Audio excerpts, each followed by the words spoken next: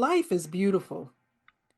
Let's start celebrating the little moments and not just ignore them. You ever notice how the most memorable moments are the ones that seem small at the time? Like laughing with someone you love, relaxing on your balcony, and the one perfect sip of coffee while the world is still quiet. You spend so much time chasing your big dreams, you forget the daily joys are actually what life is built on. It's not about toxic positivity. That's not what we do here. This is about emotional sophistication, about being self aware enough to notice the good that's happening in your life right now. If you've been waiting for the perfect moment to start enjoying your life, then this is it. I'm Davina Dandridge, speaker, author of Brains and Baubles Do What Works for You, and emotional empowerment coach. Welcome to Brains and Baubles Live, the space where smart women come to reset, recharge, and remember how powerful peace can be.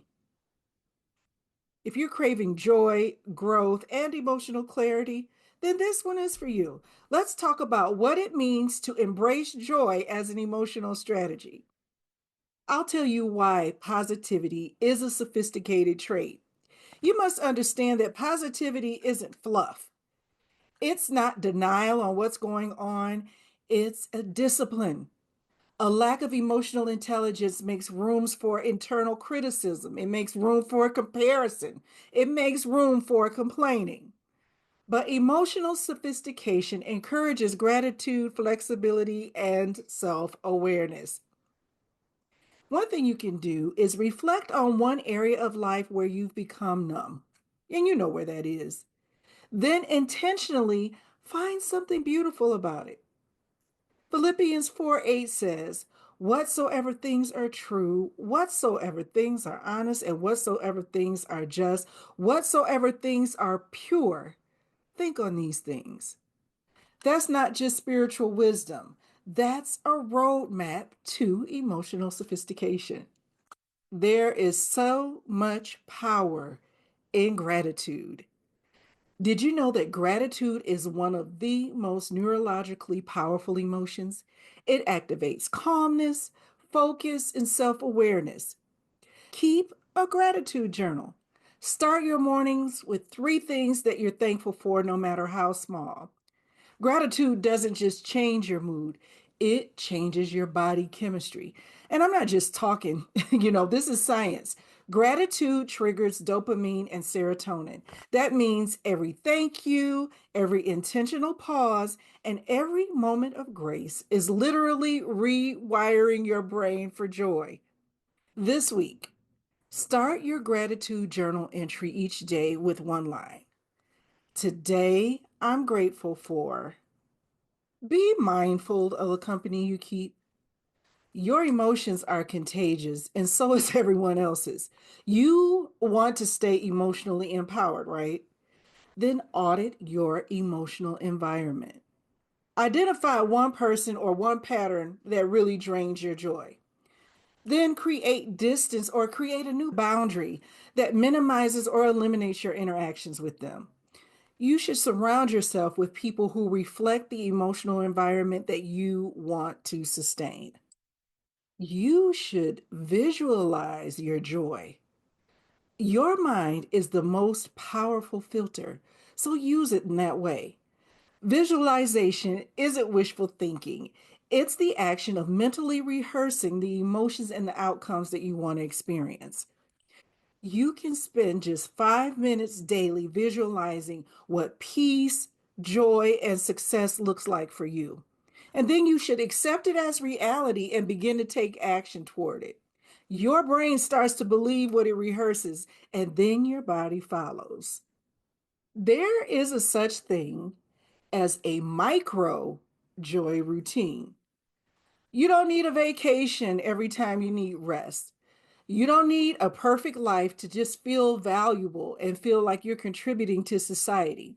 What you need are micro joy routines. And here's what the idea looks like. Here's one idea you could incorporate into your micro joy routine: making your bed with music on.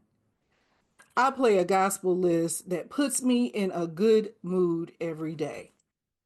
You could also drink your tea slowly. There's an important value in learning to enjoy the small moments with intention, and having a good cup of tea and just taking your time and drinking it. That's one of them. And then one of the most important things that you can do to bring joy into your life with just a small action is stand on a scripture.